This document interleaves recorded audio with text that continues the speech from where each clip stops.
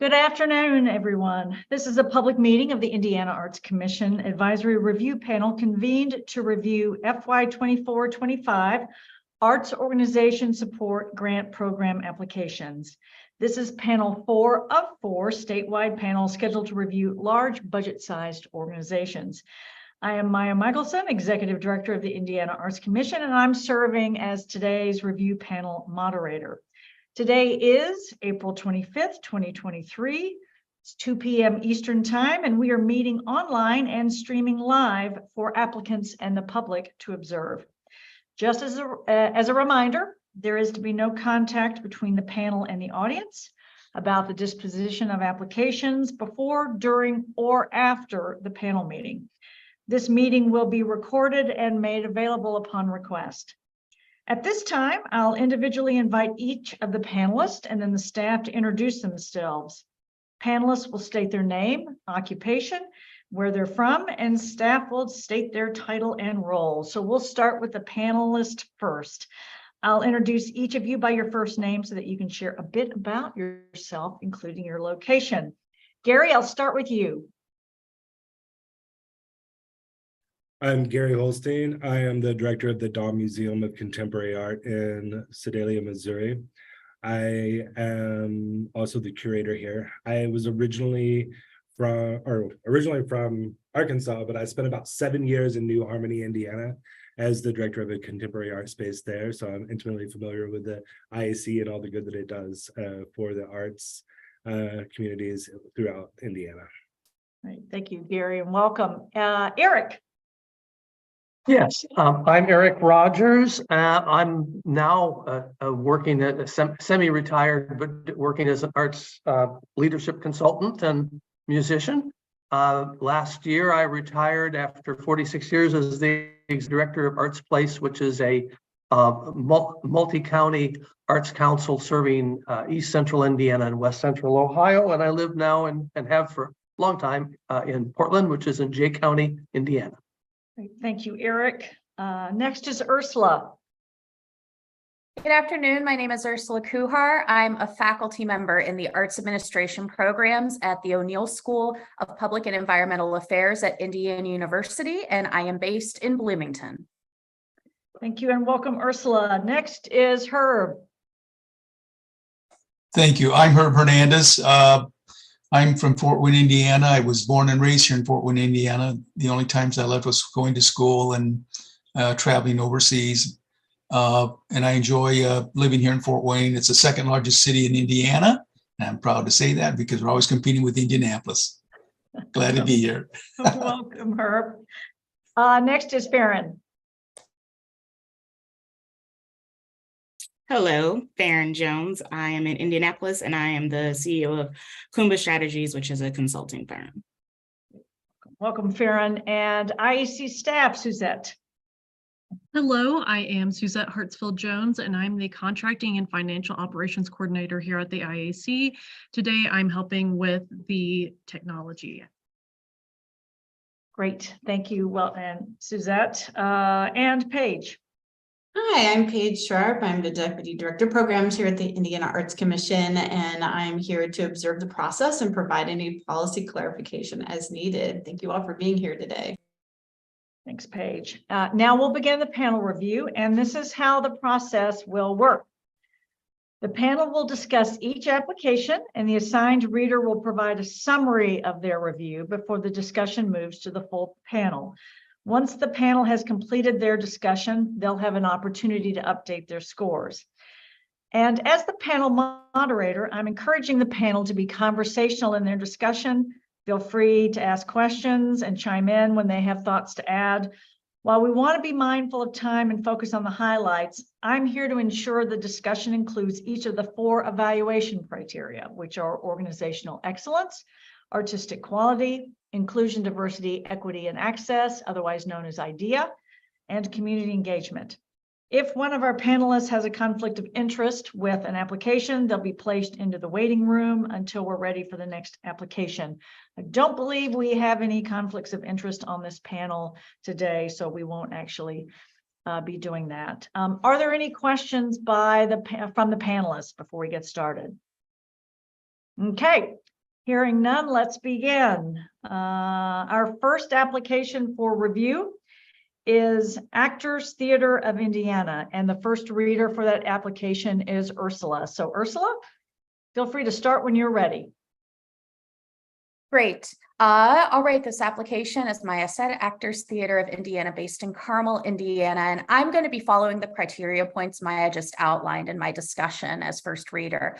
In regards to organizational excellence, I was very impressed with the artistic commitment that our Actors Theater of Indiana has had throughout its existence, but especially during the COVID pandemic in regards to delivering programs and maintaining engagement with constituents and nurturing that relationship amid a catastrophe, essentially, a gross pandemic. So I enjoyed learning more about that.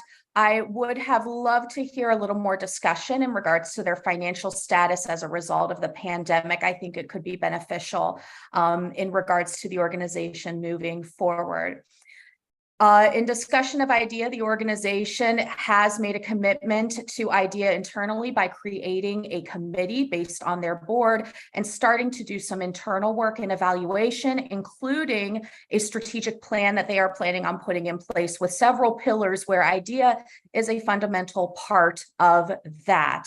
I would have loved to hear a little more about some of the internal work as well on IDEA that might be happening with staff. In further sections of the grant proposal, they do discuss how IDEA is intertwined within their artistic planning processes, which was very helpful to look at. And perfectly picking back into artistic quality, there is a lot of emphasis in representation as well as ensuring a robust season that keeps in mind a lot of the constituents, but also maintains and drives the mission in regards to artistic quality as well. There are quite a few main stage shows, as well as doing more black box experimental readings that do focus on a lot of social issues, social justice, police violence, discrimination, etc. To again keep that idea afloat. In regards to community engagement, the organization does discuss its relationships with constituents and with the community throughout the proposal. In the organizational excellence, I was happy to hear how the artistic administration process works for the organization, and I applaud the efforts in bearing in mind national trends and looking at survey data that the organization has collected from its audiences over time into, regarding what shows audiences are looking for, their return rate, their comfortable level, being back in the theater as well. But one thing that I have liked to hear more is about community partnerships and being able to provide more of a definition and more of a philosophy of community engagement that the organization possesses. So I would have loved to see that data translate in demonstrating the impact, in demonstrating the capacity and the growth of the two-way street that encompasses community engagement. Thank you, Ursula. So this is the opportunity to ask if other panelists have additional information or additional feedback or responses they would like to share as it relates to this application. And just jump in, unmute yourself and just plunge forward if you've got something you want to share about this particular application. Yes, this is Herb. I have only two comments. One was regarding the organization. And I don't know if they were able to provide much detail, but I noticed that they did receive restricted funds from a certain source, and was wondered if they could provide a little bit more detail as to if that money could have been used for programs and other activities for their organization. And the second was with regard to their diversity, equity, inclusion. They did not go into a great detail regarding the manner and the number of which they provided services for the underserved communities, and not enough demographics for myself. But other than that, it was well done. Thank you, Herb. Any other comments from panelists? All right, hearing none, I will give the panelists a few moments to update scores based on the discussion.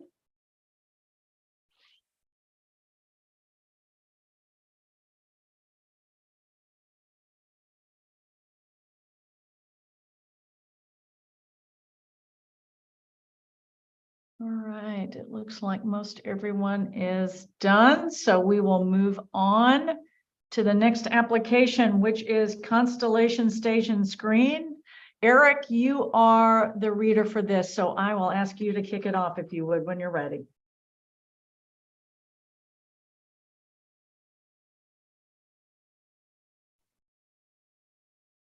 Yes, Eric? yes, Right. can you hear me? Now we can. Yeah, Okay. there's a little lag, so you're good. I'm as close to the screen as I can get. Uh, Constellation Stage and Screen, it's a unique merger of these three organizations. And I think that from my view, the mission and how they carry out that mission are tied together very well. I was impressed by that. The values are clearly stated in the application and matched when we go to the link for the website. It supports that as well. They make clear that the organization is carrying out its intentions and aligning those efforts.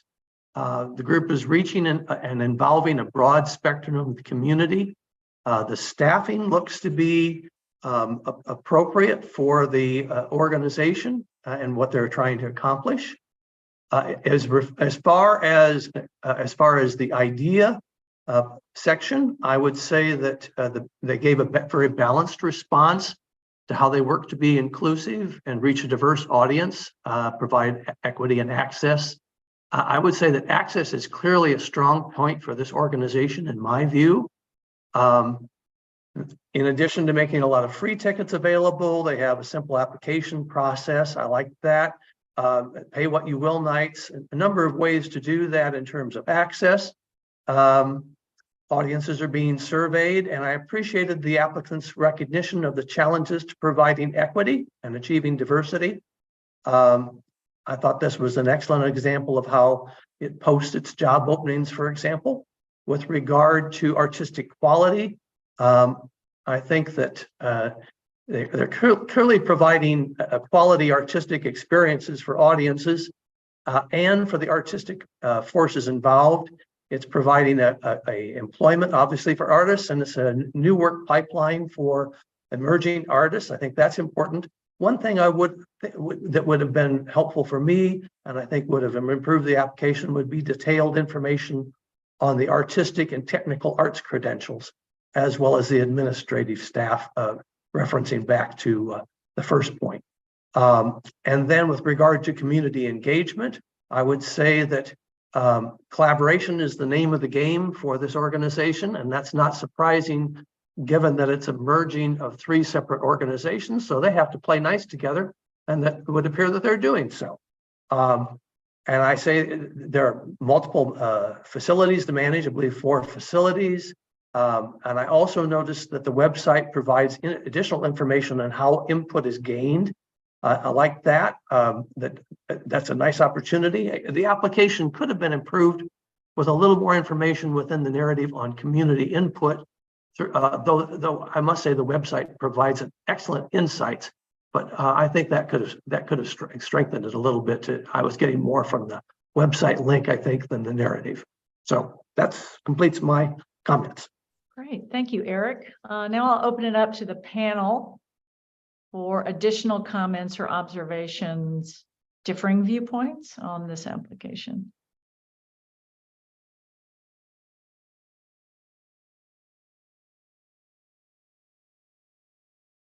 All right, hearing none. I'll give you a couple of minutes to finalize scores for this application.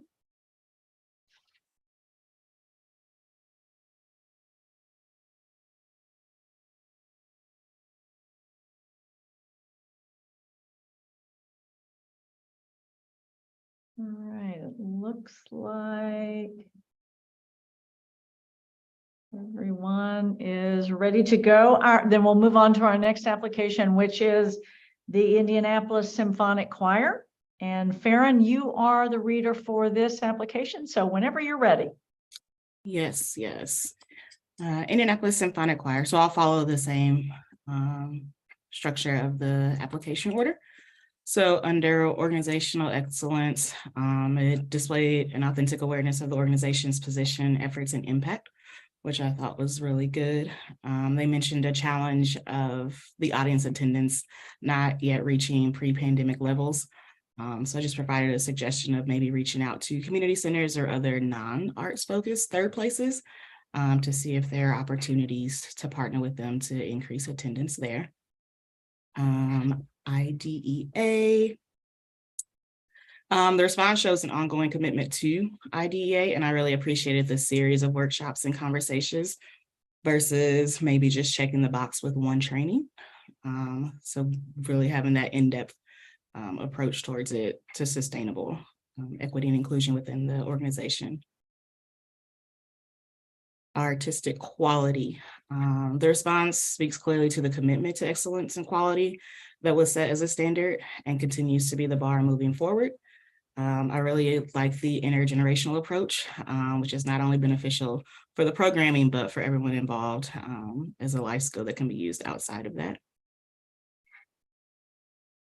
Community engagement. It was a really great job on trying different methods to increase audience responses to surveys.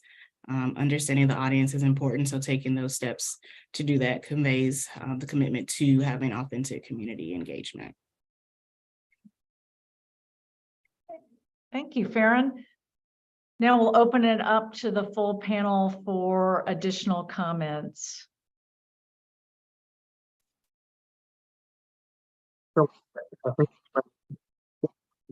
Eric, you're cutting out, my friend. I'm sorry.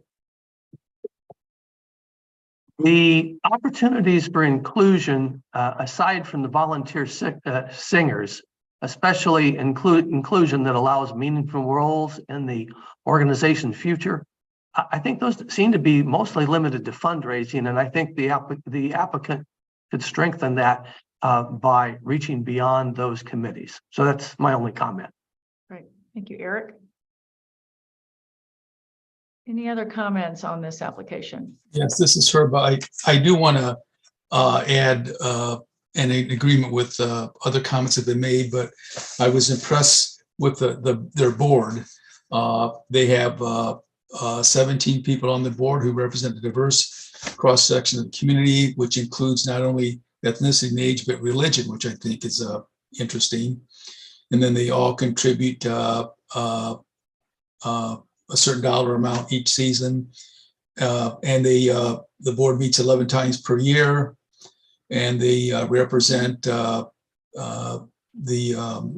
education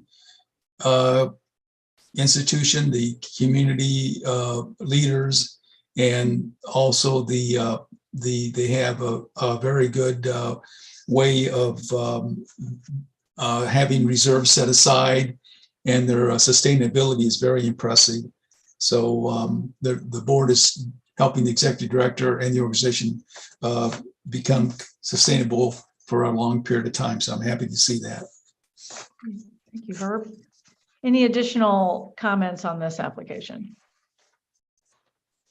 I will say one thing. I believe it was in this one that reminded me that there was a buy-in for the board members. They have a $1,000 board member contribution from each member, and they also have an organization that's taken a strong stand about lower socioeconomic classes. And I thought that might be a barrier for someone from the lower socioeconomic class to become a board member and contribute to what they're doing. That's my comment. Thank you, Gary. All right, any other comments on this application? Okay, hearing none, give you a minute or two to finalize scores in the online system.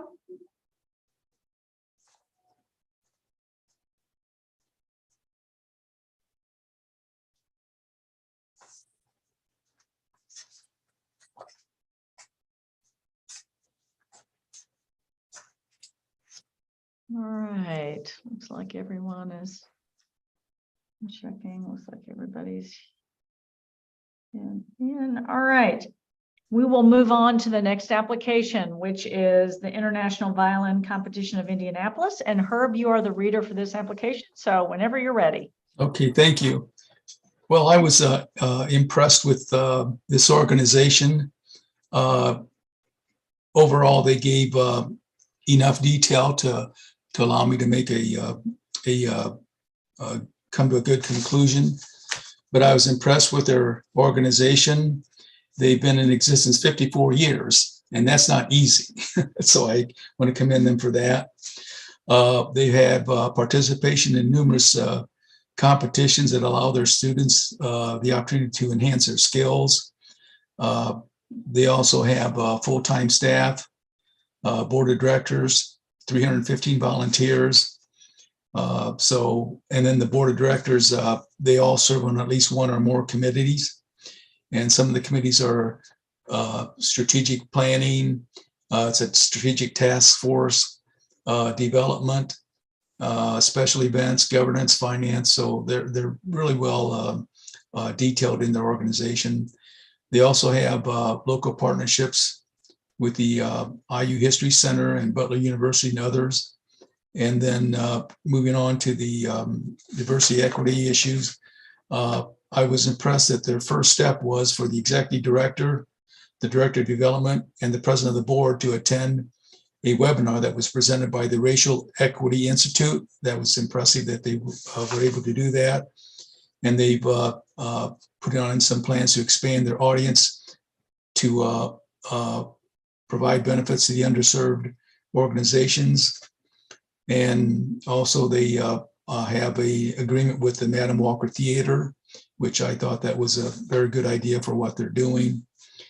Also, they collaborate with underserved communities such as the Metropolitan Youth Orchestra, which is 49% Black and Hispanic Latinos. They've expanded their programs to provide scholarships to the underserved minorities. And then they identify their qualified board of candidates to be as diversified as their audience, and they have a good plan for that. Their artistic quality, it meets all the criteria for having a quality artistic and educational activities for their audience and their patrons. They also reach students throughout central Indiana from elementary schools, middle schools, and high schools to participate in their programs. And then they have something they call juried exhibits, which allows the students to participate, to get ready for competitive skills, and they have to audition for that, which I think it's a good experience for the students. And in community input, they collaborate and engage with and have ongoing dialogue with traditional organizations and non-traditional partners. They collaborate with the Indianapolis Convention and Visitors Bureau, the Mayor's Office, and the Indianapolis Consortium of Arts. And they also provide programs to senior citizens, hospitals, assisted living, also child advocacy organizations. And they also sponsored violins to those underserved who can't afford them. So I think they're doing a great job. Great. Thank you, Herb.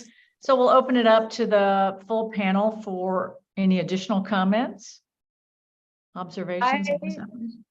I was very, I appreciate the continuous and ardent work and the idea strategy and how that applies to the who, the what, the how, the why with the organization moving forward. So I'm looking forward to seeing how that will play out, given that the organization has a bit of an unorthodox operation cycle and how they manage. So and they have quite a history of sustainability. So I think I'm looking forward to seeing how all that plays out moving forward.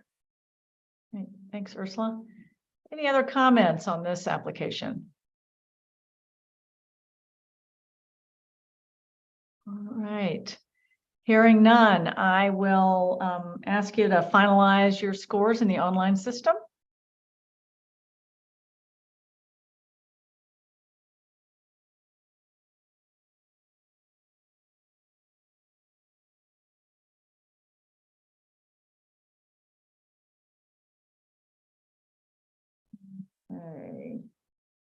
Okay, we will move on to the next application, and that is the Kurt Vonnegut Museum and Library. And Gary, you are the reader for that, so whenever you're ready.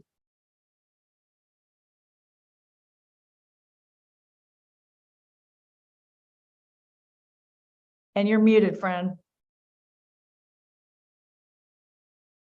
Okay, same game. We're going to start off with organizational excellence, and I thought they had a good general overview of the operation, coupled with specific examples of programs that support the mission. Could it have been a little bit more detailed on information about these programs on the front end?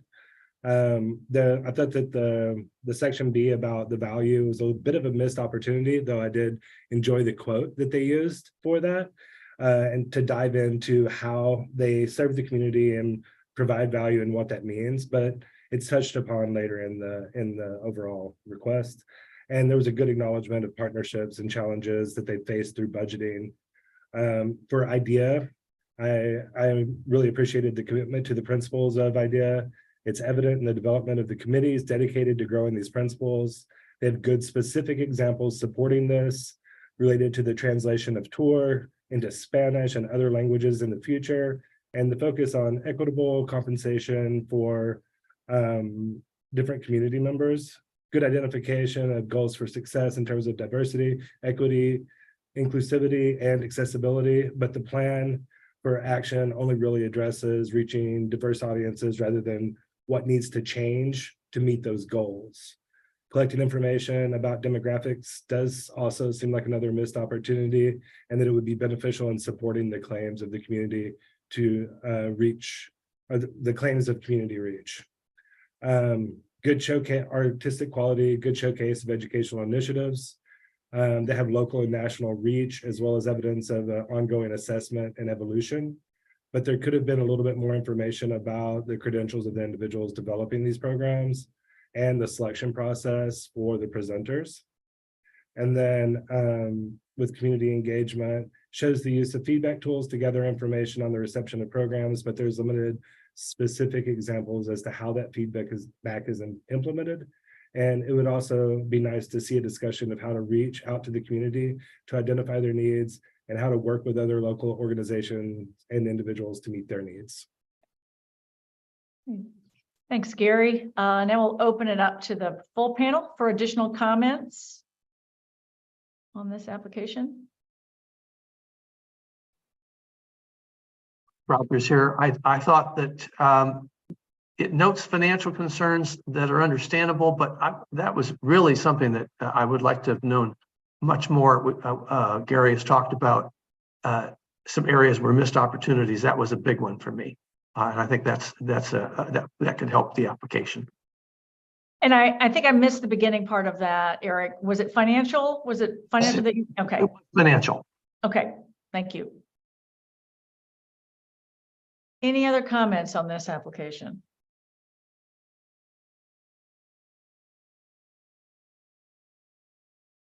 Okay, hearing none. I'll give you a minute or two to finalize your score for this application in the online system.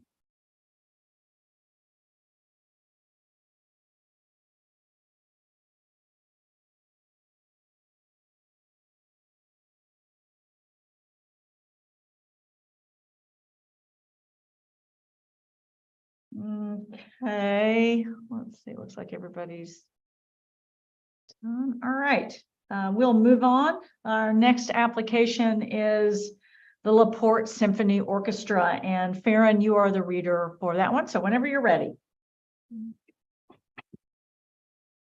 All right. Organizational excellence. I really liked how they linked the work being done back to medical schools and showing that there's some potential there for systemic change within the healthcare system as a result of some of this work. IDEA. I think there was meaningful and intentionality in this section. I was especially impressed by the combination of strategies being employed to create access for all, specifically some of the on-site accommodations and then instances of bringing the programming out into the community, meeting people where they are. artistic quality. I really like the student apprentice program. It's a great idea to increase the diversity now and create a pipeline of musicians later. One thing that stood out to me here was that it was mentioned that 100% of the musicians have a bachelor's degree. So I was wondering if that was by design. And if not, are there any plans to seek out non-traditionally and non-academically trained musicians, because they're maybe missing some great talent there. And then community engagement. There's a pretty good grasp on community engagement and how it's ingrained in the organizational culture. I would encourage soliciting and incorporating more feedback from non-institutional entities, or either making it clear that that's a part of it and it just was missed in this narrative here. All right, thanks, Farron. Any additional comments from the panel?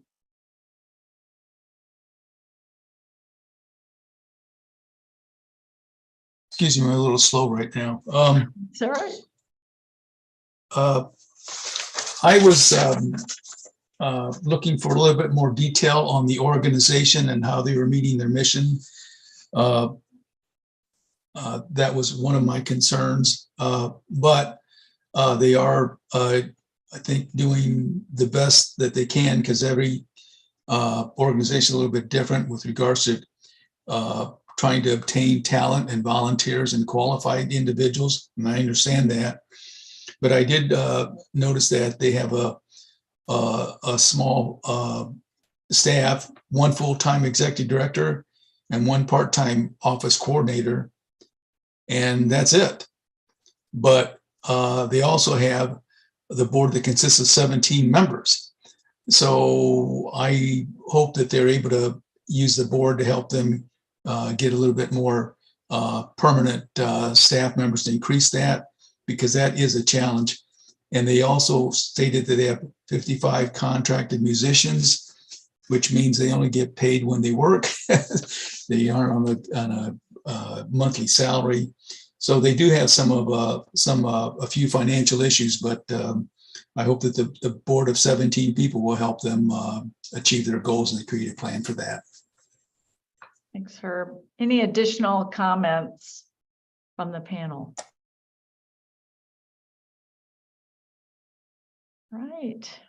Hearing none, I will ask the panelists if they would to please take a minute to finalize your scores in the online system.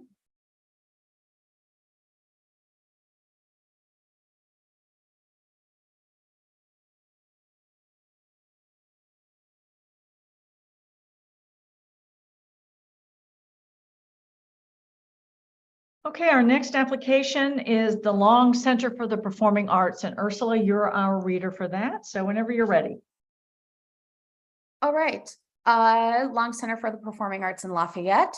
In regards to the organizational excellence, there have been huge gains in recent years regarding strategic partnerships, as well as budget and capacity growth at the Long Center, which is commendable. It is allowing them to expand upon current programming, have a further reach, where they touch close to 8 counties, given their data that they collect.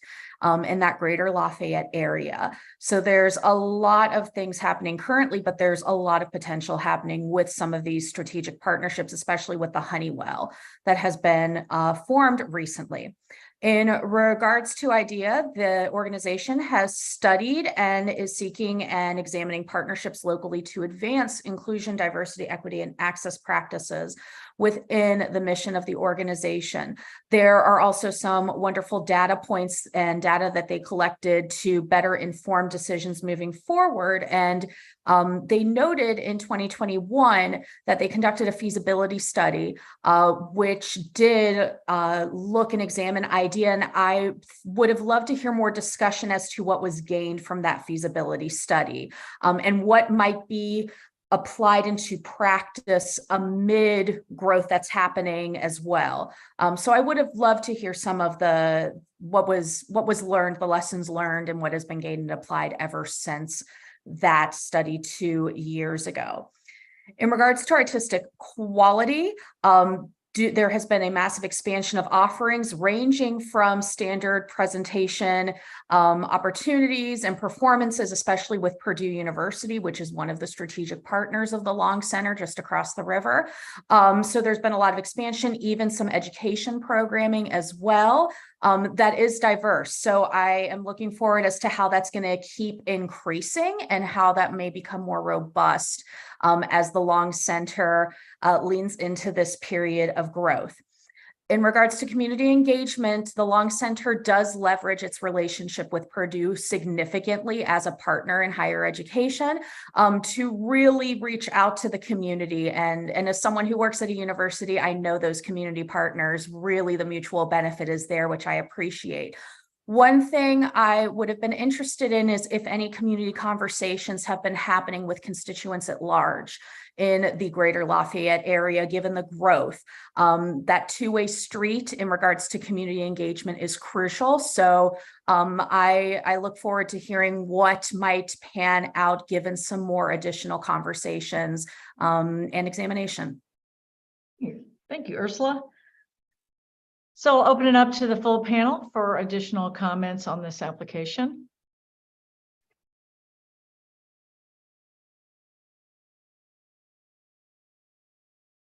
Eric, let's start again. We're missing all of, yeah. Not yet. We're missing all your audio. Yeah. Try again.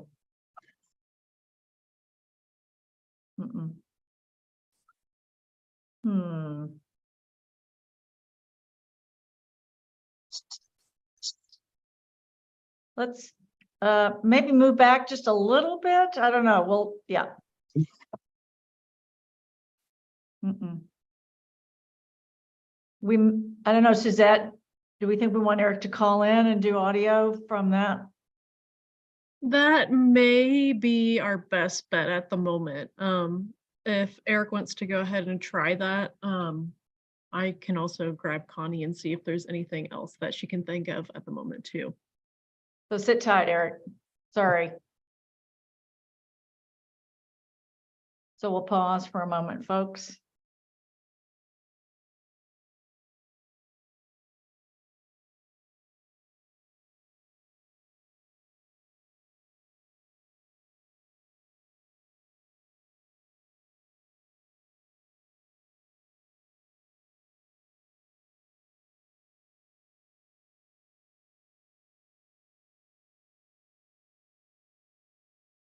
Yeah, Connie said calling in would be our best bet, so we'll go ahead and proceed with that. Yeah.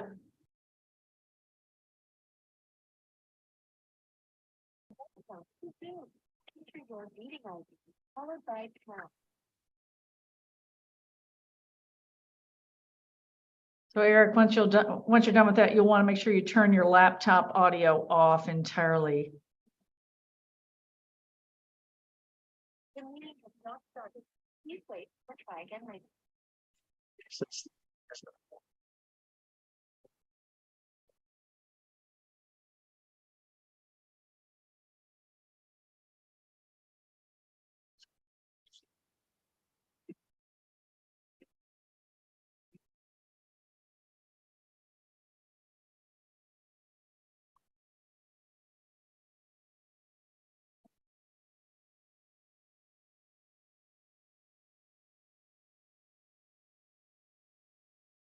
Welcome to Zoom. Enter your meeting ID, followed by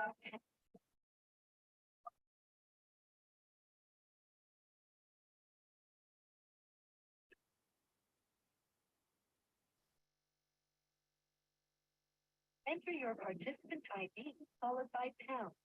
Otherwise, just press pound to continue. You are in the meeting. This meeting is being recorded. You are muted. You can mute or unmute yourself by pressing *6. You have been added to the room. You are muted. You can mute or unmute yourself by pressing *6.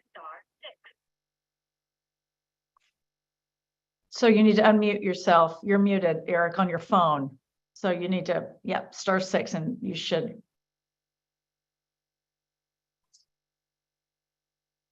Okay, hang on. We're still not getting you. Wait, hang on. Let's see that. I believe he's still muted on his phone. Okay. Is it *6 to unmute? Yeah, *6, Eric, and we should hear you. There it is, it's unmuted. Oh, wonderful. Only had to hit it 3 times. Now, Eric, turn the audio on your laptop off. Okay. Tell me how to do that. Well, look at the lower corner maybe of your laptop where the speaker is and click on that possibly.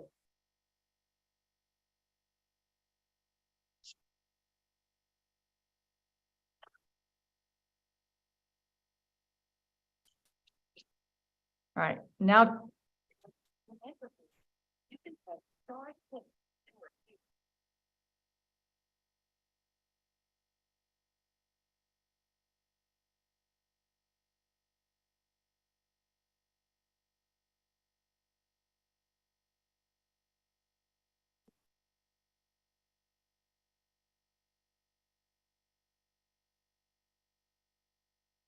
Suzette, can you mute his video?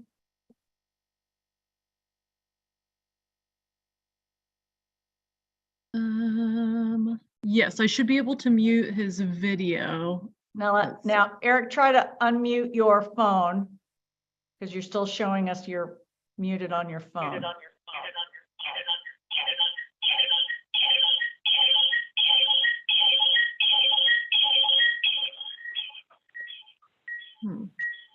working.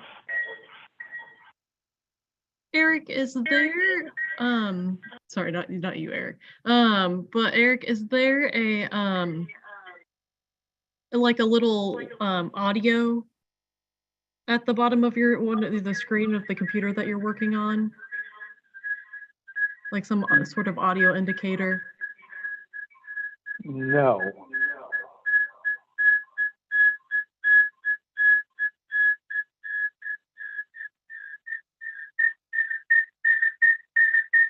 Paige, should we maybe just have Eric disengage from the video at the moment entirely and just go audio? Yeah, let's give that a shot. Okay, Eric, jump off your computer and let's just go audio for now, okay?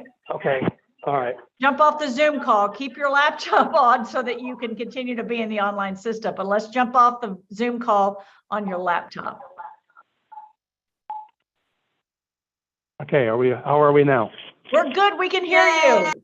All right. Yay. That's awesome. Okay, so you were about to give us some comments on the Long Center for the Performing Arts, and we'd love to hear those. Honestly, I've totally forgotten what I'm doing here. Oh, no, let's see. All right. I would have liked to have seen more information about the qualifications of the staff leadership. That would have been beneficial in evaluating the artistic quality in the decision-making process. That was my only comment. Okay, fantastic. Any additional comments from the panelists on this application?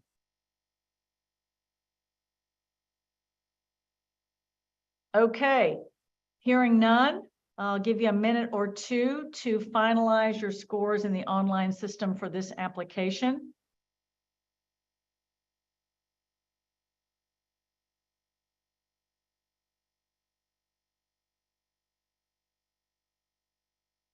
All right, we're going to move on to the next application, which is the Madam Walker Legacy Center, and that's you, Eric. So we'll give you a minute to get yourself situated, and when you're ready to go, please start. Okay, won't be but a moment here.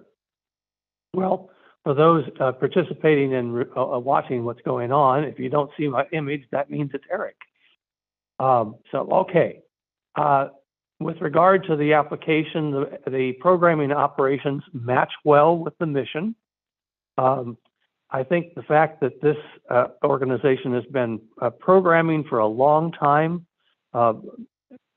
dating back actually before it was even a nonprofit. There's a continuity factor. So I think that gives it some real foundational strength.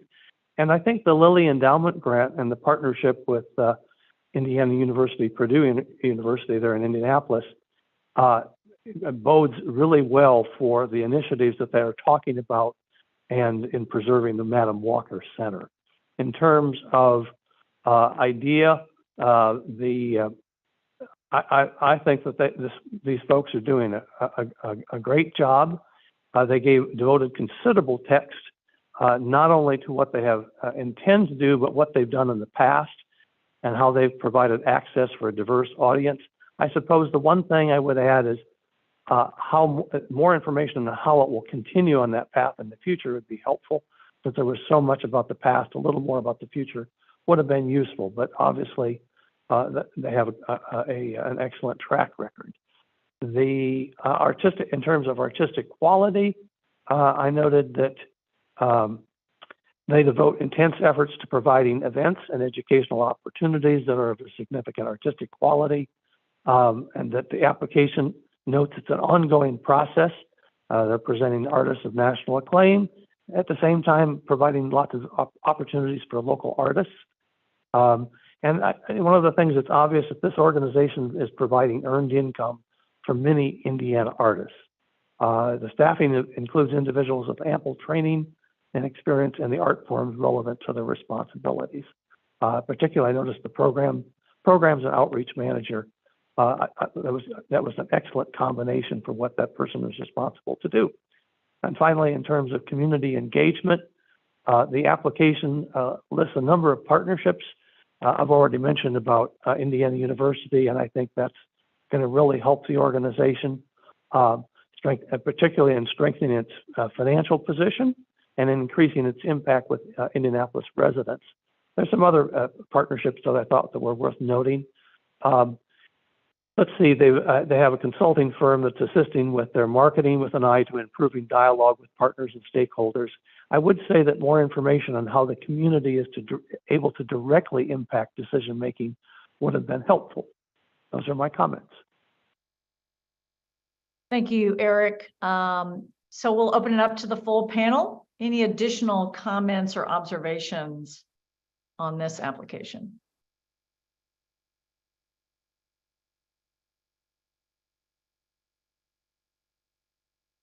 Excuse me, this is Herb.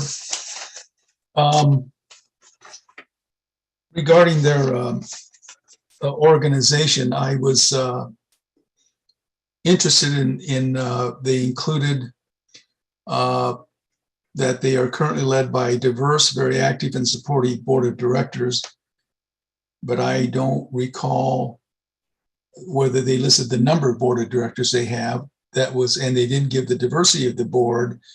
And so I thought that was, they didn't need to provide the details for that because it's a Madam Walker Theater. And especially because it's on Indiana Avenue, which is the area where a lot of the African Americans, when they first moved to Indianapolis, established their businesses, their residences, and other things. So I thought that part was a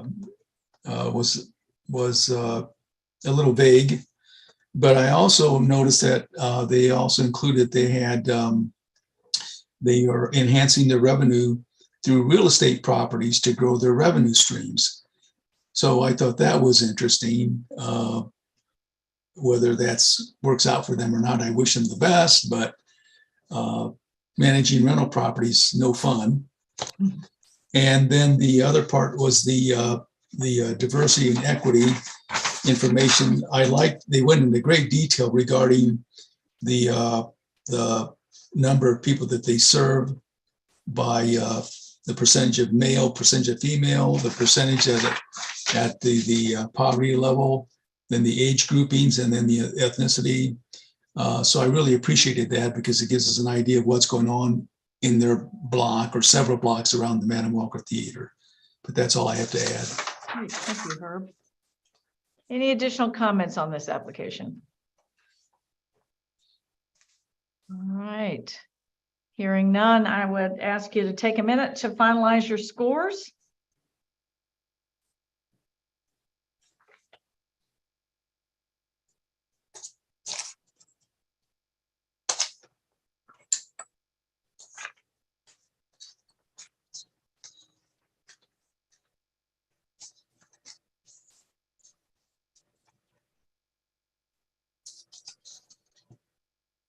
Okay, next is the Muncie Arts and Culture Council, and Gary, you are the reader for that, so whenever you're ready.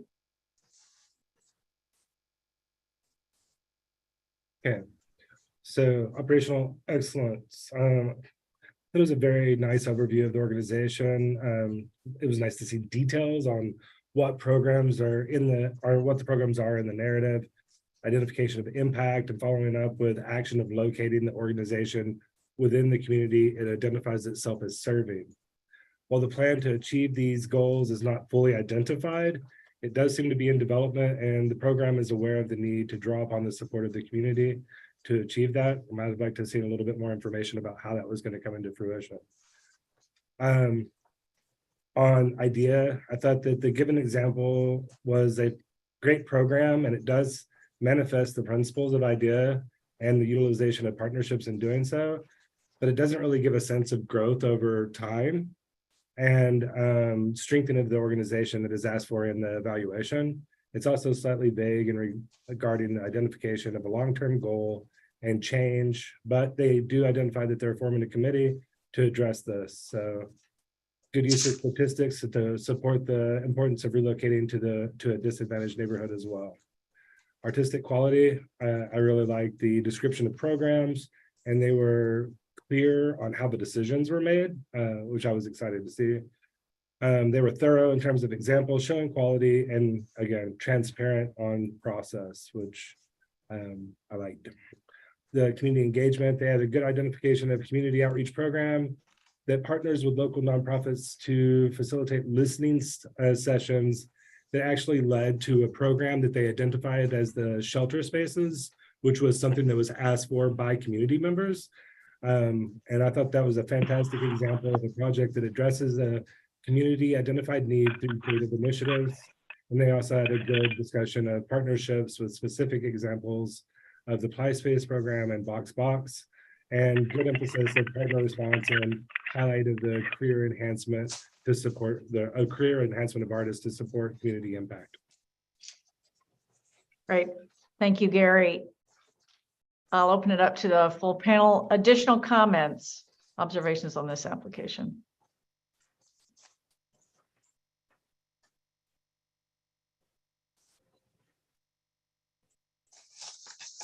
All right. Hearing none, I will give the panelists a couple of minutes to finalize their applications.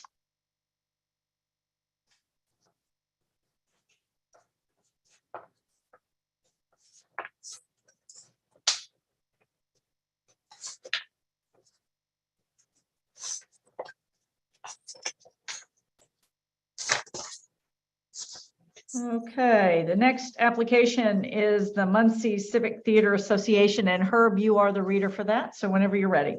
Okay, thank you. This organization was founded in 1931, and then it's one of the oldest civic theaters in the state. And of course, this was news to me, so I guess that was kind of impressive.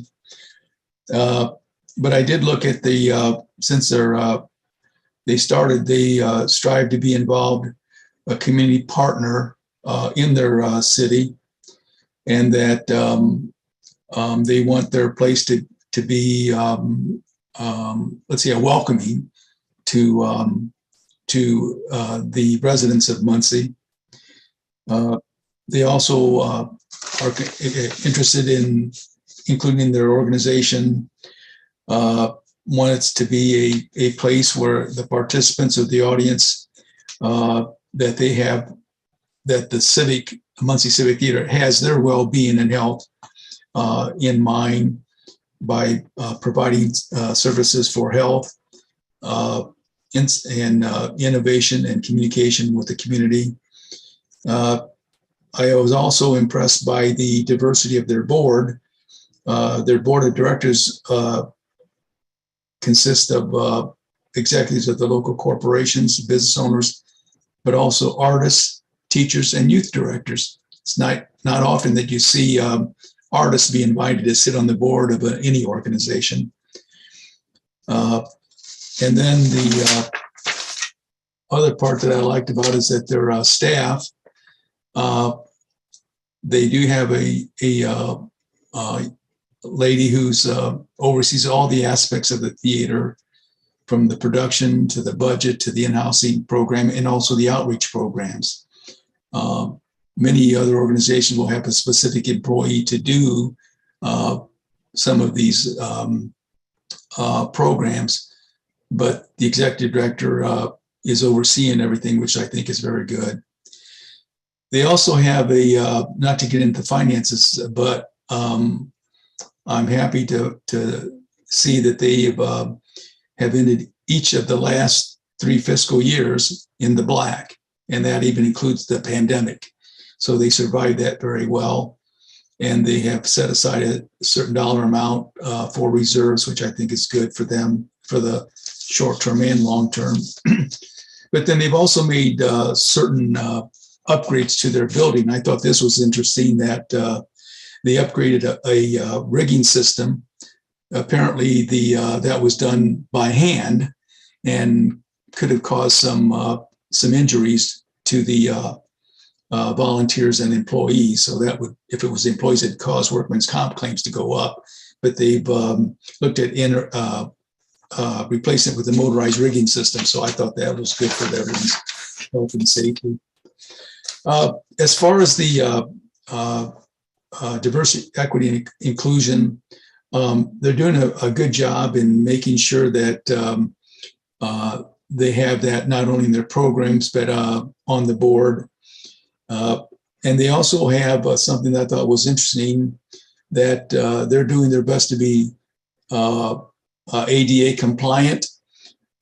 They've made some, let's call it renovations or improvements to their building, so that they've widened the doorways so people who are in wheelchairs can get through, the walkways, wide walkways, excuse me, and then an elevator to allow all patrons to access the second floor and the restroom facilities.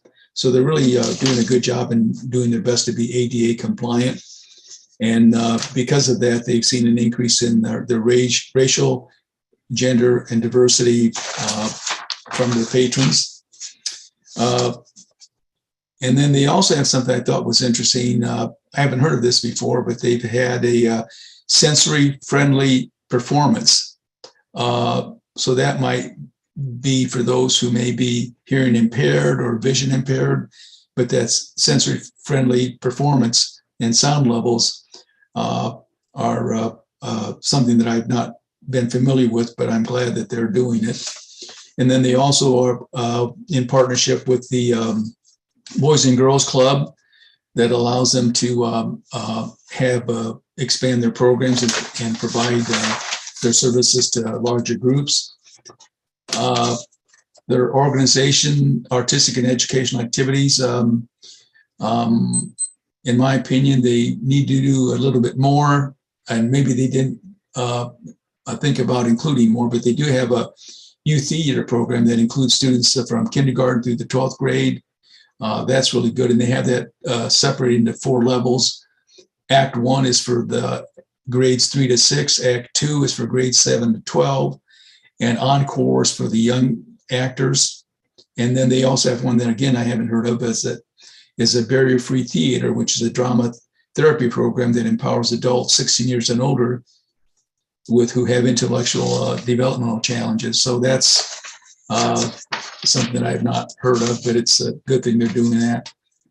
And then I like the way they do their community input. Not only do they have it from their patrons and audience and community members, they also have a youth theater program where they also send post-survey requests to the parents of the participants. So they want to make sure that the parents have input, because sometimes the young kids will not be able to say too much. They're a little bit shy or don't have a little confidence in their thought process. But it's good that they've allowed the parents to make some suggestions on how to improve the programs for the younger people.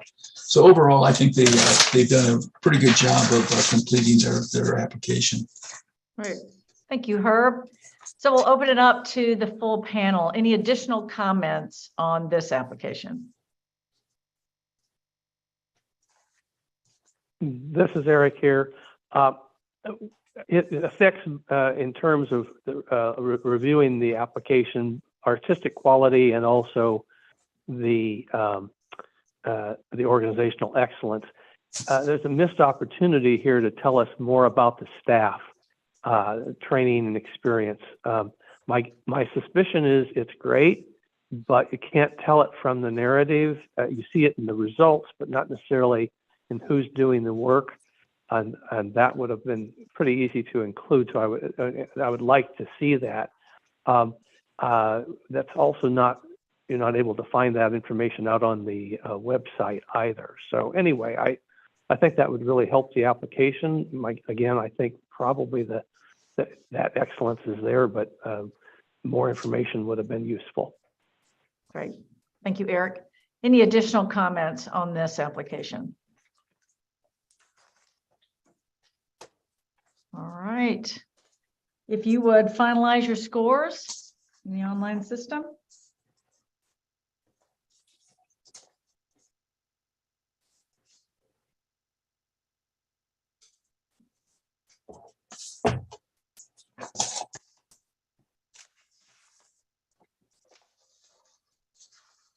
Okay, our next application is the Northwest Indiana Symphony Society. Ursula, you are the reader for that, so whenever you're ready. All right, the Northwest Indiana Symphony Society, in regards to organizational excellence, the organization is quite ardent in fulfilling their mission. They provided quite the laundry list of their programming, and all they do, ranging from the traditional symphonic repertoire, fair to festival-based programming, as well as pops, patriotic, education-based programming, culturally specific as well. And they have quite a broad reach within that region in Northwest Indiana. The one thing that I just took note of is, like I said, they provide an extensive list in regards to their programming. I would have just liked to hear a narrative about it in this section. In regards to IDEA, the organization has started to do the work with research and self-study and what the role of IDEA plays within a small regional arts organization in Northwest Indiana. They are spending time looking at accessibility, especially when it comes to underserved communities, even looking into an opportunity to revive a music festival that is based in Gary, Indiana, where there is not necessarily a large reach, but looking and expanding that to reach some new audiences that may be underrepresented and not have the opportunities to pursue this type of arts experience.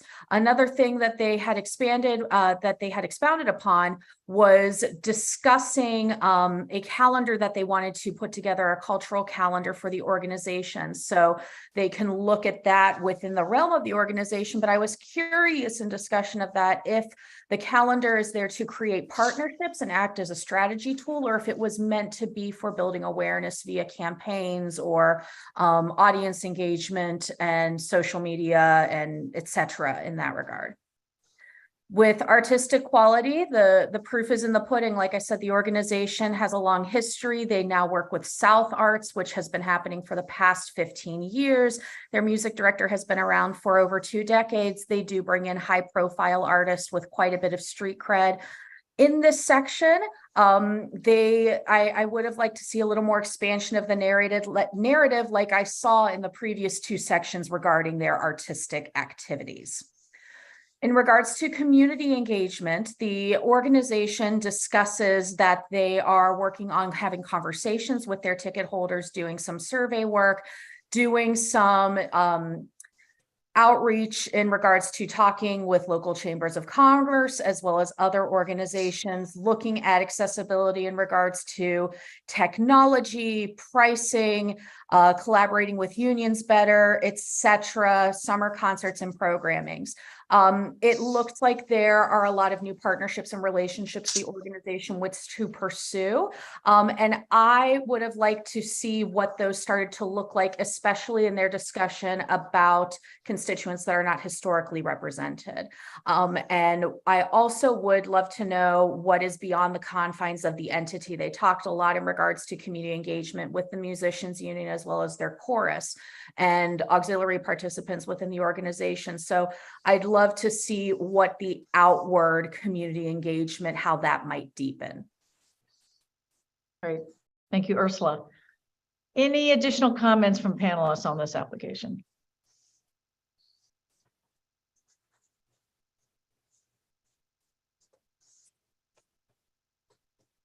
Okay. Hearing none, I will ask the panelists to go ahead and finalize their scores for this application in the online system.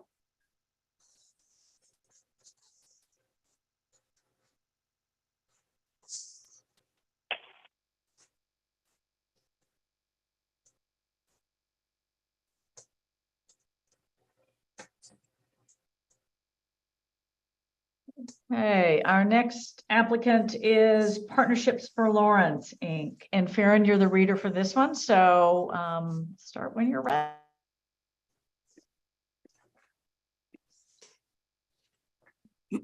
All right.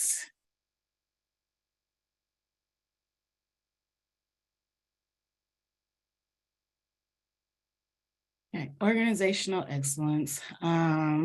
So they did a really good job of outlining programming and what they do in the community there. Our idea, I think the variety of initiatives offered by the organization speaks to its knowledge of the complexities we face as a community and the range of needs within the community. Knowing the current demographics of the audience would have been helpful to link how those initiatives are actively working to address those inequities though. Artistic quality, I enjoyed the holistic approach to this response. Reading about the intentionality behind quality for student programs all the way up to the artist in residence program, and that no matter the age or experience level, quality was being prioritized. And then community engagement.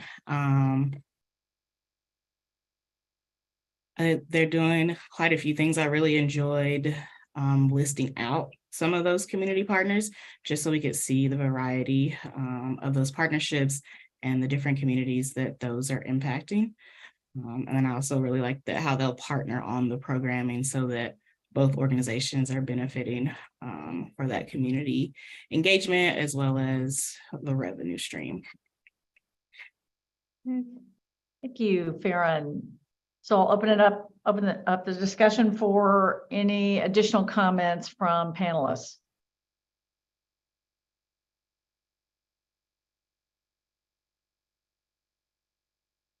I guess on the last section, the community engagement, let me get back here.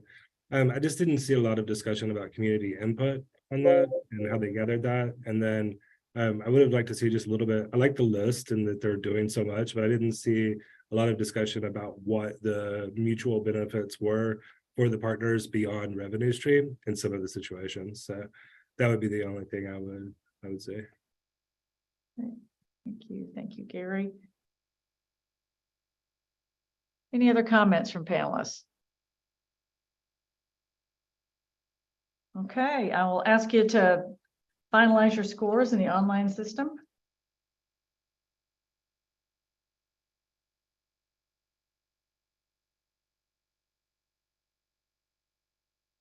Okay. Our next application is Porter County Government DBA Memorial Opera House. And Ursula, you are the reader for that whenever you're ready. All right, the Memorial Opera House. In regards to organizational excellence, there is a sound structure here with this organization. It's it's nearly been around for 130 years and has served many communities in the greater Northwest area, especially rural communities. And there is a commitment there, and that is applaudable. The organization also has done a lot of work in regaining financial stability since the COVID-19 pandemic as well, to regain their footing. So they are on a track for success there, as well as establishing new partnerships in regards to their programming, most notably the Penguin Project, which is pairing differently able to neurodivergent youth with peer mentors over a 6-week process that will culminate in 2 performances of a fully staged musical. So I'm excited about that new program that they are launching. In regards to IDEA, the organization has a commitment to helping create accessibility, especially with diverse youth and family populations. There is a commitment to school-age children, and they are very aware of the situation and the environs that these children live in and operate within. And they've collected some good data on this and are aware of the issues, concerns, both social and economically within their communities.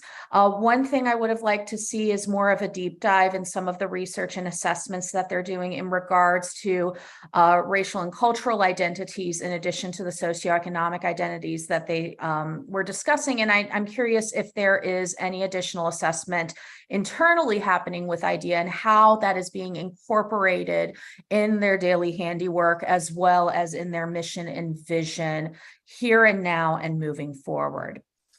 In regards to artistic quality, the organization has done a lot of capacity building and program development in order to broaden their reach artistically and educationally. They have productions that span immense populations that require a diverse cast from ages, all sorts of representation, you name it. And they're seeing success with a lot of these programs, whether or not it's a full-blown musical or it's something that's a little more side stage cabaret-like, and then their education programs, again, especially the new Penguin Project program that's going to be launching. So I applaud those efforts. In regards to community engagement, the organization has started communicating with their constituents, asking questions. They recently sent out a survey to their ticket holders, asking a lot of the questions that are pertinent in regards to audience engagement, retention, and audience development. When I was looking at the narrative and the community engagement portion of their proposal, a lot of this is coming from a market purpose driven approach, where they are looking at engaging with them in regards to clicks on social media, interaction with box office, etc. And all of that is wonderful data that organizations can apply in order to be stronger, in order to better serve their audiences as well with their programming. But I wanted to hear more discussion about how that is going to lead to more robust community engagement. Again, they have a lot going on for them, but I'm curious as to what the community partnerships are currently. They talked about the status of school-age children, and I wonder what's happening with the organization and the local school districts potentially. So I really wanted a bigger discussion on that component, that part of the community engagement that's not just about the driving of the audience, but building the substantial relationship between organization and community partners and constituents. That's great. Thank you, Ursula. We'll open it up to the other panelists for other comments. Yeah, there was a sentence in I think it was the idea section where they mentioned normal schools. I would just encourage them to be more cognizant of the impact of language there and look for a different word to use. Great, thank you. Thank you, Farron. Any other comments? Yes, this is Herb. Regarding the organization, I think it would have been a little bit more informative if they would have included more information about how they serve the entire underserved community. I was not aware that Porter County had a large rural population. And of course, that makes it difficult to get parents to drive their students to the classes and to pick them up, unless parents wait till they finish with their activities. But I understand that that is an issue, and it's I would say more poverty level situations in their county. And the other one that I would have liked a little bit more information was regarding to the children that they serve. Although they said they listed that quite a few, 37% of the children are on free or reduced lunch programs, which is an indication of poverty levels. And then they also have an additional issue with the disabled children. And so I'm sure that they're trying to, I didn't see whether they were trying to provide any programs specifically for disabled children to participate. But nevertheless, other than that, they're doing the best they can with the situation that they're in. Thank you, Herb. Any other comments on this application?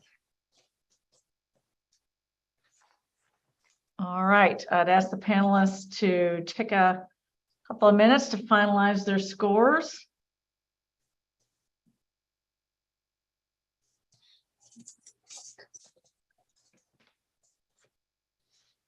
So we're going to take a break, a 4-minute, well, 3.5 now, minute break. We'll reconvene at 3:21 and start again. So everybody get a glass of water, stretch your legs, and we'll see you back at 3:21.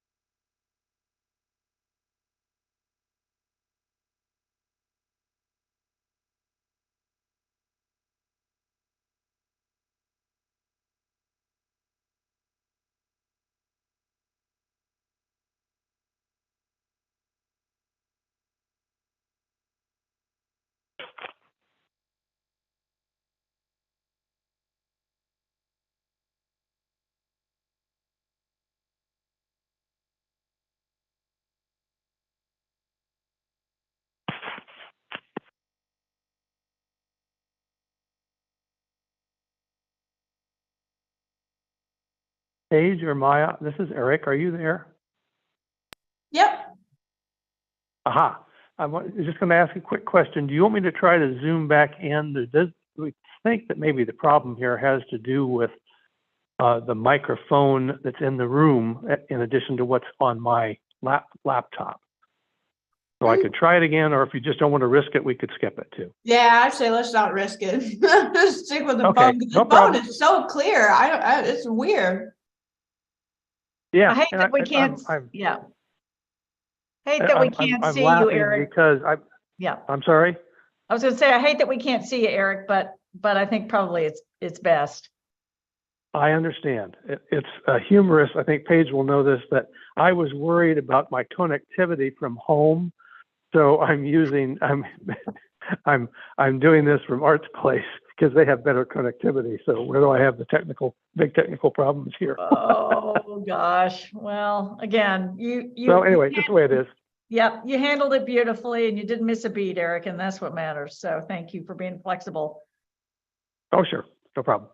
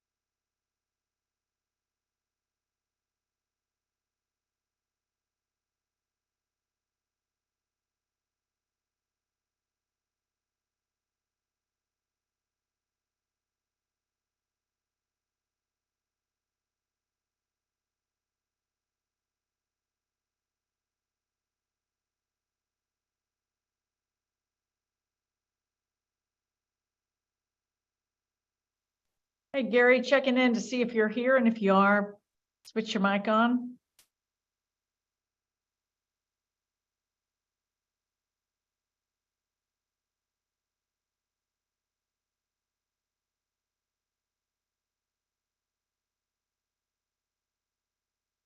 Welcome back, panelists. Good to see everybody.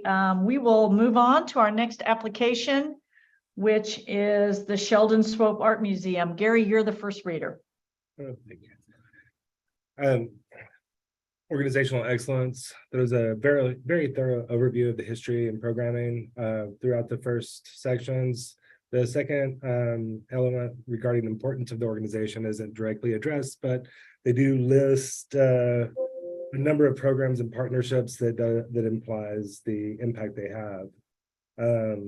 There is a little bit of question in the 9-year capital campaign, but it does look like they have an ending point in sight, and that they have a 2025 goal of getting reaccredited. So they look like they're doing, or they know where they're headed.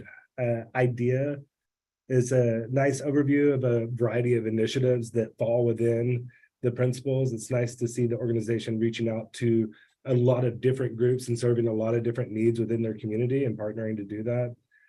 They've identified clear actionable changes as well as groups they would like to partner with moving forward that will drive that even more. And the identified change that they have might be a little bit focused on collection care rather than directly addressing proposed initiatives in that section. Artistic quality, I thought this section was a little bit lacking in information regarding the expertise of those responsible for selecting artists. It briefly mentions the background, but it doesn't give you any details whatsoever. And it also doesn't really talk about what that selection process looks like. Rather, it spends most of the time listing programs. And so there's a lot of information about what, but not much about why or how it's carried out. I thought there was they made good use of their advisory board to provide a direct line of communication with a variety of local partners, but there's not much information about how that information is used. And the second section kind of reads like a checklist of initiatives, but doesn't really delve into the benefits of the programs or how the processes of shared development was managed. Thank you, Gary. Now we'll open it up to the full panel for additional comments on this application.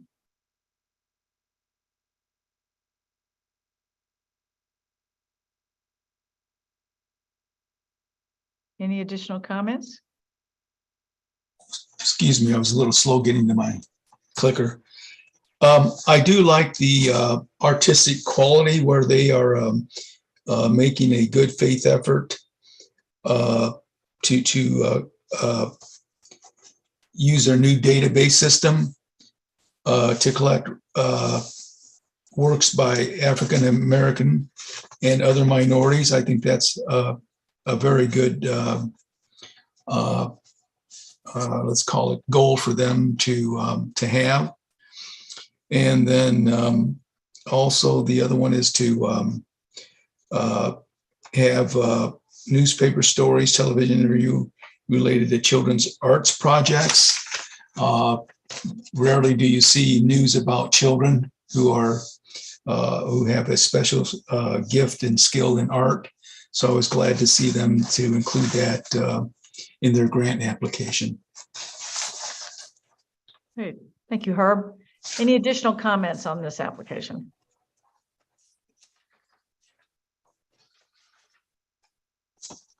Okay, I'll ask the panel to finalize your scores.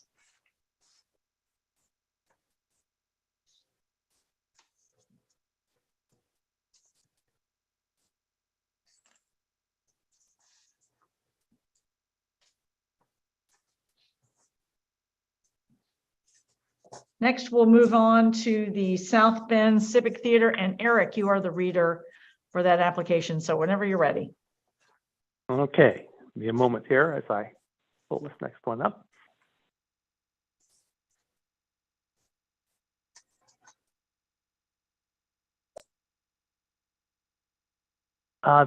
South Bend Civic's mission statement sets a very high bar for the organization to match expectations. And when I started to read this, I thought, oh gosh, how will they match this up with delivery? But they do an excellent job of reaching for it with considerable success.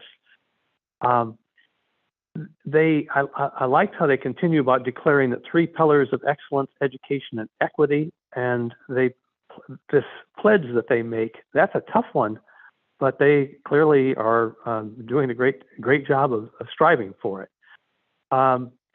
The programs are well described and where they take place, both in this section and elsewhere in the narrative, that backs that up. The value that leadership clearly believes in and messages to the community is expressed up front. I really like the something in the order as opposed to some community theaters that lean on nostalgia. They're laser focused on community creation and building empathy among our volunteers and patrons. That has something to do about employing artists and inclusion. They're passionate about the value of their youth education efforts. And an interesting point that I made is not heard before for myself, which is that participation in theater helps kids and adults make new friends And the reference to, that might not seem like a big deal, but loneliness and isolation are rampant in the post-pandemic world. I thought that was really interesting.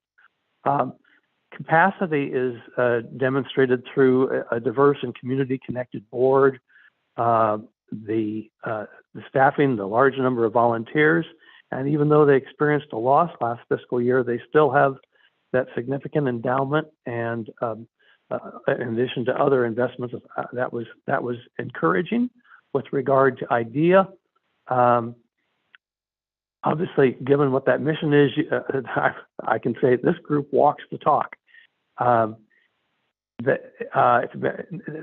Doing things like including that in the bylaws, I mean, that's really saying, hey, we really have to do this. Partnerships have been established with 7 underrepresented communities. Several major productions reflected IDEA. For example, the West Side Story production was developed in partnership with the South Bend Symphony Orchestra and La Casa de Amistad. The production featured an all-Latino Hispanic production team, diverse cast. I'm not going to go into all the other examples, but I thought that was really well addressed. Board composition is a big deal with this group, and they have an inventive approach to programming and mission, which comes out in how they approach IDEA. With regard to artistic quality, it's clearly dedicated to that. I think the partnership that they did with West Side Story is one clear example of it, but there are many others that are referenced here. I thought it was interesting that the applicant describes the role played by the director of production, a volunteer coordinator, and a technical supervisor in maintaining and improving communications and clarifying expectations for volunteers. Given the complicated scope of what's involved in mounting many shows, artistic quality will rise as a result of that kind of thing. In terms of education, they've expanded their faculty, and I think that's an important thing for them to be doing, given what they said that their mission is going to be. I could say a lot more about this, but I'll stop there. As far as community engagement,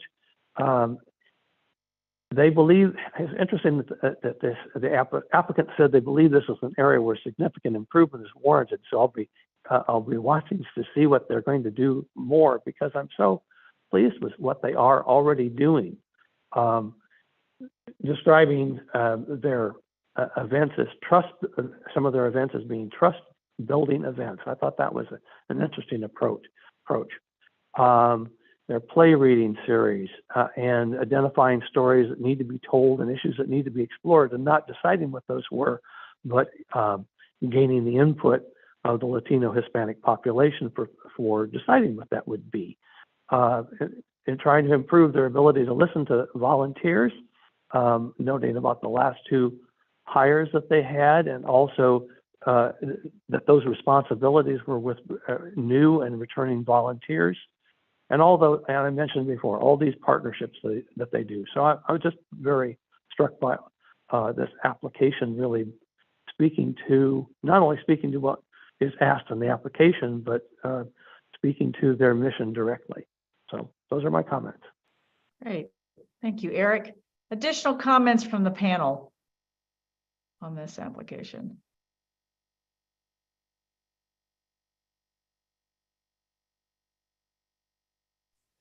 Well, I'd like to add, I agree with all of Eric's comments, but I do like that what they have here is, I guess, a good outcome test. Their education program uses the 5 civic C's, which is curiosity, creativity, civility, compass, compassion, and collaboration.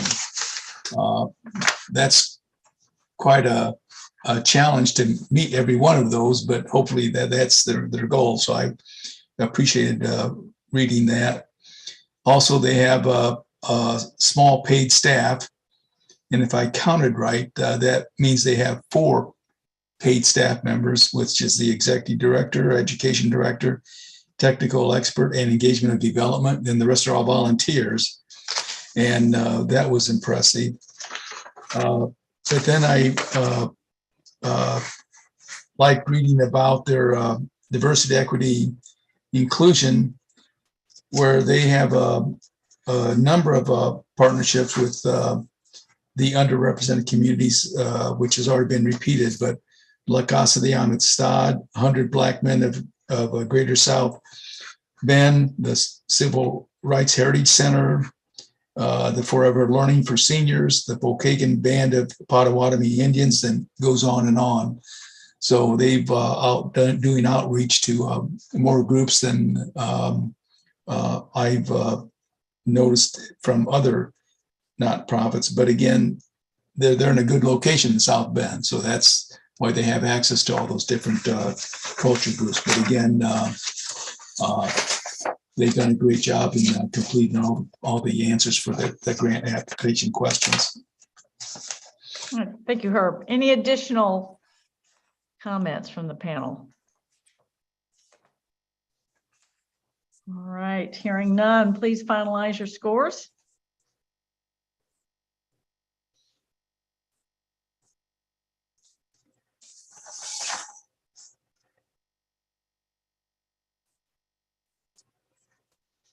Hey, the next application is the South Old Dance Theater, and Herb, you're the reader, so whenever you're ready. Okay, thank you. Another South Bend organization. Again, I was impressed with the way they have planned their organization. And this is a pre-professional dance theater group where they focus on classical ballet and other dance forms such as modern jazz, partnering and stretch and conditioning for company members, and hip hop. That's interesting. I'd like to participate in hip hop. But anyway, the other part that I liked is that the dancers compete at the regional, national, international level, and they also, to help out the expenses, the dance theater offers a free trial class to first-time students to see what type of skills they have and whether they should be in the program. I think that's a really good idea. And their productions are performed by local ballet students who are trained by director Kaylin, I hope I don't mess this up, Radulescu, who's a professional trainer. I think they're in good, the children are in good hands. And the other one I noticed, they have a competition for their dancers where they participate in a program called Youth American Grand Prix. It's one of the world's largest student ballet scholarship competition that awards over $250,000 annually in scholarship to leading dance schools worldwide. So that's a big, big deal. The other thing I like is that they have a 8-person board of directors, and they have 4 executive committees. And then the board works together with the staff, the parents, other volunteers, and community partners to provide the community with 2 large-scale productions and programs. And then moving on to the diversity, equity, inclusion, they are aware that the cost of ballet is expensive for many families. And so they provide tuition assistance to families who are interested. And it says 25% of the families at South will receive a substantial tuition reduction, making it possible for many of the children to continue participating in the 9-month school classical ballet program. And they also offer free trial classes. The other issue that I thought was important to comment on was the program they have for recruiting male dancers. At this young age, it's hard to recruit male young dancers for the ballet programs because most of the young men are interested in sports, basketball, football, tennis, track, cross country. So they have the challenge of trying to recruit those young men. but they're doing it. And they listed that they have 35 males enrolled in their program, which is a large increase from 5 males they've had in the past. So that's really a good compliment to their planning. And the other thing that I enjoyed was that their audience includes ages 3 to adults. They focus on the underserved communities, those who lived in isolated geographic locations with very little access to transportation. Also have low and fixed income males in the ballet. They include adults with barriers in the elderly, and races and ethnicities, including but not limited to the minorities of Black, African Americans, Hispanic, Latinos, but they also include Native Americans, Native Hawaiian and other Pacific Islanders, Middle Eastern and North African, Lebanese, Scottish, also those who are disabled. So this dance group is doing a great job in trying to reach all the different cultural groups and underserved communities. They were not providing much information in regard to their artistic and educational activities. I wish they would have given a little bit more information. Their community engagement, they've done a very good job with that. They use their own internal data, such as surveys, to find out what they need to change, what they can do to enhance their programs for the community. And they also have, they will celebrate their 50-year anniversary this year. So they've been around a long time. So I guess they're doing some things right, more things right than they are doing wrong. But that's the end of my comments. Great. Thank you, Herb. We'll open it up to the full panel. Any additional comments on this application? I had just a thing that I noticed in regards to their community engagement practices. I know that there is some outreach there, and they do offer some programs, kind of like what Herb was talking about, in recruiting male dancers and tuition assistance, etc. And there is some outreach that occurs with this organization, most notably with the Symphony Orchestra, but I wanted to know what the relationships beyond that were in regards to performances sometimes, and what was happening in regards to mutual benefit, besides just acting as an ensemble, a core for a symphony orchestra. I just wanted to know more of what was occurring outside of that realm in regards to partnerships. Thank you, Ursula. Other comments by panelists? All right. Hearing none, please finalize your scores in the online system.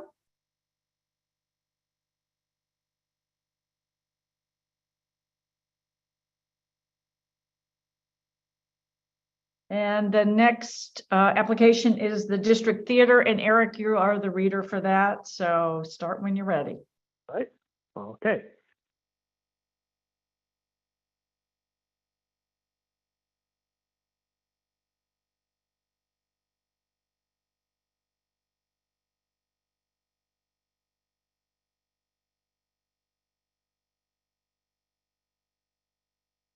The mission statement and the values are presented at length, and so it's clear they're committed to meeting the mission. I will say I've sometimes become a little lost in the multiple priorities of the district theater, and that if I'm reading correctly, the top priority is to live its mission as to help resource and incubate a Black professional equity resident theater company, as stated in the narrative. And so I was trying to follow that through then with the activity. So that may be just my difficulty in comprehending what was being said there. But it's clear that the local community is putting some real support in this. The Mellon Foundation investment, that's impressive. And concluding commissioning new work, either individually or jointly, supporting the development of work and careers, facilitating collaboration. All those steps are commendable. They've got a lot of weekends of events. I like that they intend to hire a director of professional training and development. A documenting of the financial capacity of the organization to achieve and maintain these goals would have been greatly strengthened by providing more information on how they're going to accomplish that and sustain it in the years ahead. So those would be my comments on organizational excellence.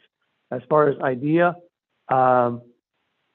the board, according to the applicant, is racially diverse, and it is reasonable if the organization is focusing on providing support and development for Black professional theater, so that fits with the mission. The audience is diverse. The applicant also states diversity in terms of who participates.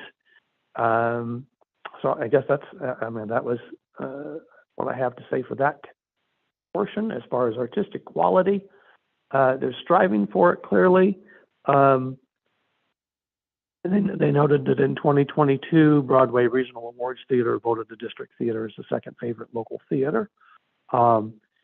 There is a co-production that was done with an Indianapolis native now living in Denver that was awarded Best New Play and Best New Director. They're putting some investments in the theater, given the size of their budget and what they're trying to accomplish. That would seem like a pretty good investment. And I should say the application would have been enhanced by more information on lead staff, as well as artists involved in the productions, especially given what their mission is to do. And then finally, as far as community engagement, the applicant states that an Indianapolis data mining firm designs the annual surveys to ensure optimal data is received for analysis for audience evaluations. I'm not going to read that whole thing, but it tells me that seems to be looking at marketing, which is really important, but in terms of community input, that was looking for more than that. Let's see. The District Theater partners with Visit Indy in downtown Indy to market and there are some partners that Latino organizations such as the Access Latino Leadership Program, a few others were mentioned. So those were all helpful. I think again it would be, I would like to see a little more emphasis beyond marketing, but there are partnerships and an effort to gain community input. Those are my comments. Thank you, Eric. We'll open it up for other feedback from panelists.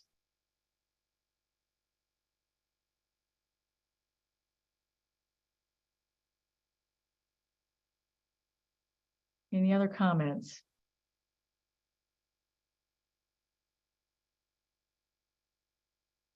Okay, we will ask the panelists to take a couple of minutes to finalize their scores.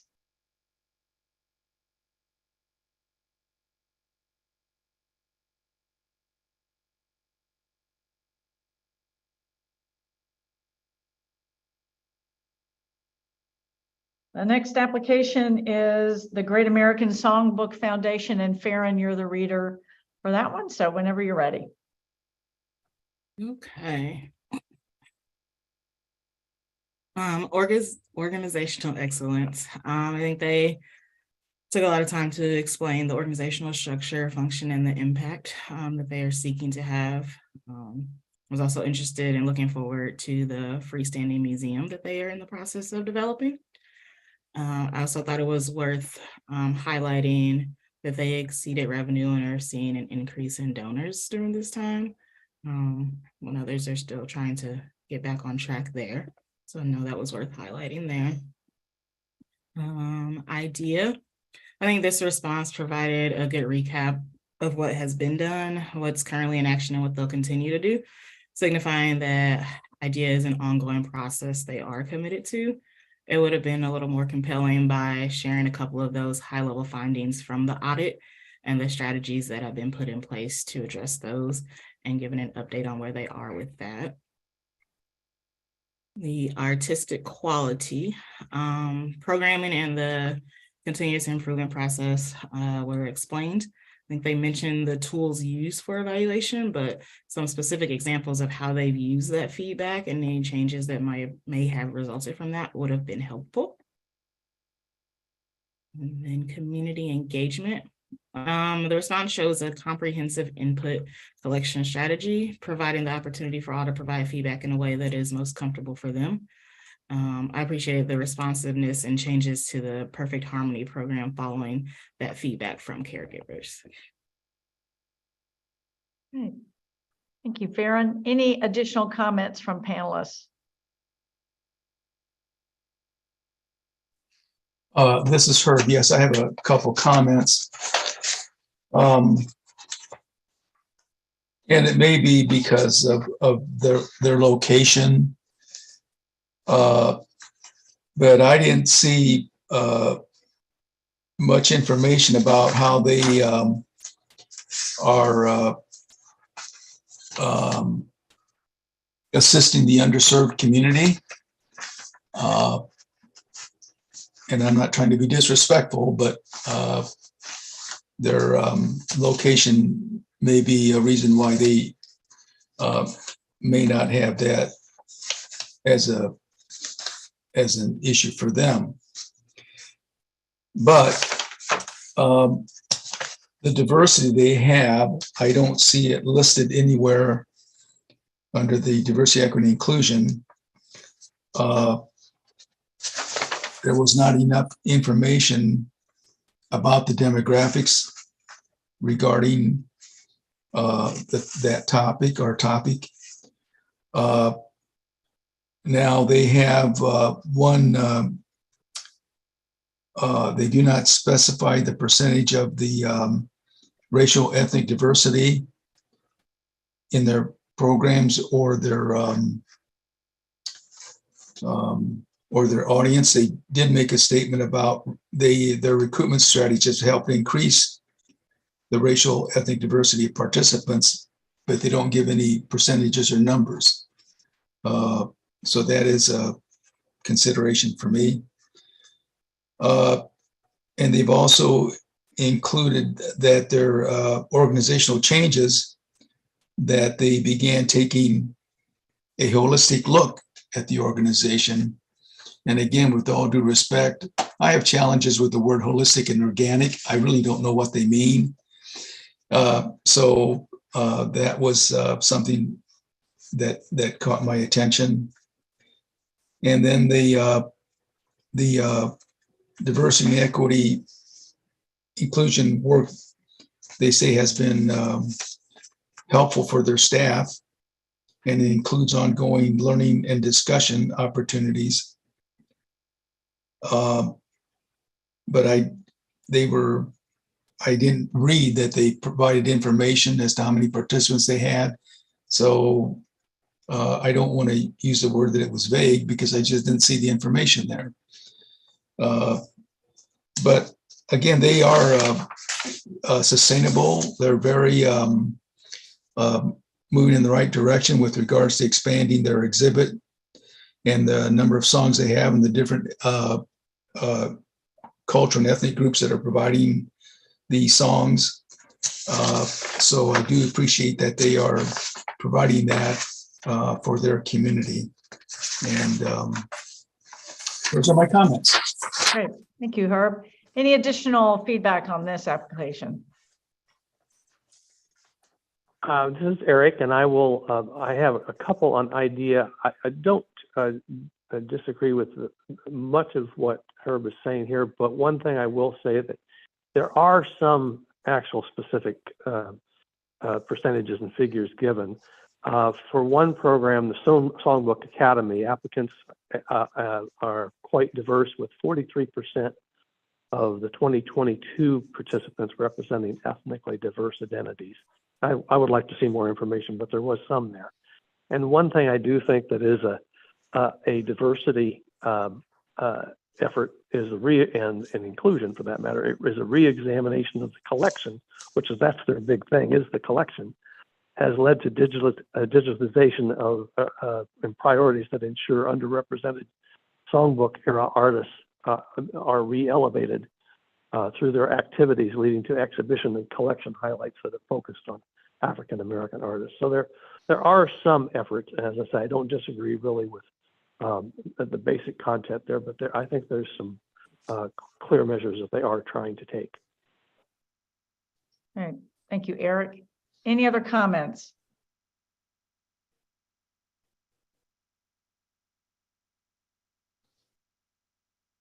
Okay, take a minute if you would and finalize your scores for this application.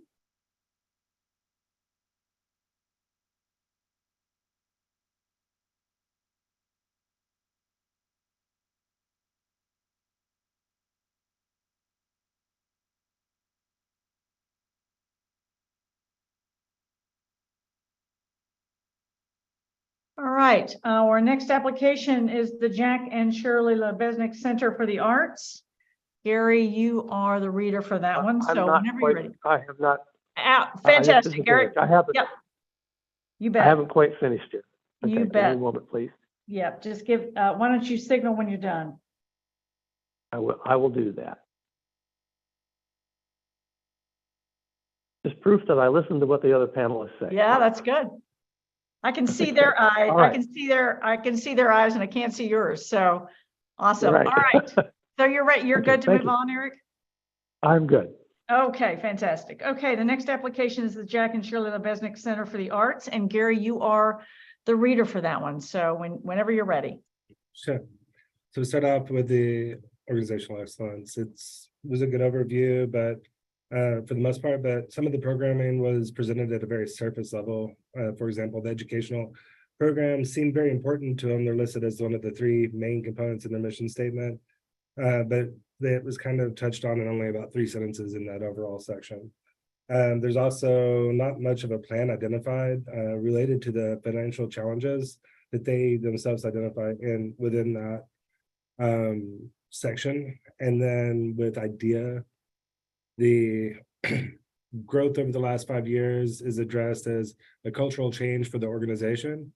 And then they back it with a list of some specific initiatives, but no information is presented that supports the claim of progress. Although there are some examples of exhibitions that do support that, they don't dive into how many people they're bringing in terms of artists in the gift shop, or how many tours and how many people are participating in those tours. And I like the idea that, or I like that the idea of principles would be part of the organizational culture organically, but I don't really know for sure what that means for them, because there's no real identification of what they would need to change within the organization to bring that to fruition. So I would prefer to see like what are some actionable steps rather than trying to create like a sense of a culture. Artistic quality has a good overview of programs and a description of the selection process. But I think some of the information that's listed here could have been added to the front end of the overall as an introduction to foreshadow what you're going to be talking about later. And the educational and engagement programs could be expanded to encompass a greater range of demographics to show that you as an organization are trying to live to the idea of principles that you state that you are. There's a lack of definition in terms of the curatorial selection process, but the group is acknowledging that as a place for growth.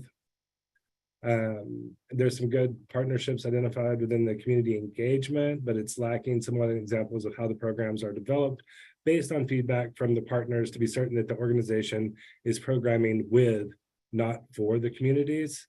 Some of this feels a bit like they're just listing off potential collaborations.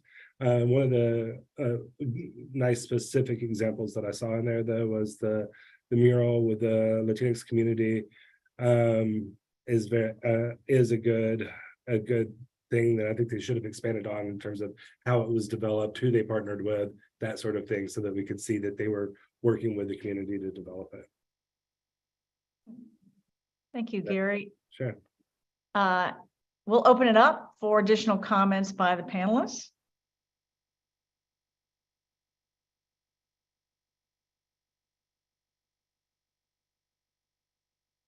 Yes, this is Herb. I have a comment regarding the diversity equity program they have.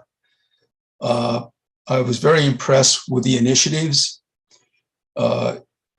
They included and engaged a consultant, equity advisor that worked with the board and staff to determine specific tactics for decision-making and accountability. In 2020 and 2021, they set goals to continue execute tactics that would help them develop a more diverse audience and a diverse an organization for the Lubeznek Center for the Arts. They also have more equity training sessions for the staff, board, and volunteers. And they include a number of artists of color, specifically African-American artists. And they are seeking more artists of color to participate in their gallery and gift shop. They're offering a bilingual family day, and they offer a tour per exhibit with a sign language interpreter. And so I'm very impressed with them adding that as far as their diversity, equity, inclusion strategy. Very well done. Thank you, Herb. Any additional comments from the panel? Okay, hearing none, I'll ask the panelists to finalize their scores for this application.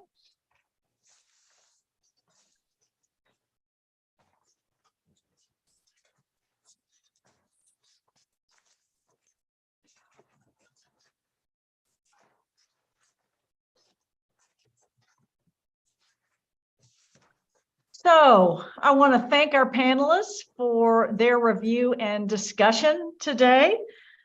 This concludes the FY24 Arts Organization Support Advisory Review Panel. Applicants will be notified of the status of their grant application following the June IAC quarterly business meeting. Thank you so much for tuning in, and enjoy the rest of your day. Take care. Bye. You do the same. Hang on, Herb. Don't go anywhere.